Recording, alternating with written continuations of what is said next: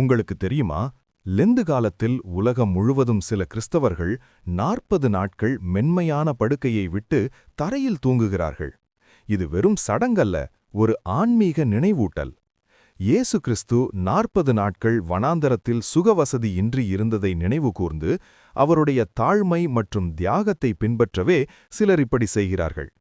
Lent கானம் என்பது வெறும் நோன்பு மட்டுமல்ல, அது சுய கட்டுப்பாடு, தாழ்மை மற்றும் தேவனை நெருக்கமாக அனுபவிக்கும் பரிசுத்த நேரம். மென்மையான படுக்கையை விட்டு தரையில் தூங்குவது உடலுக்கு சிரமமாக இருந்தாலும் அது மனதை தேவனிடம் திருப்பும் ஒரு நினைவூட்டல்.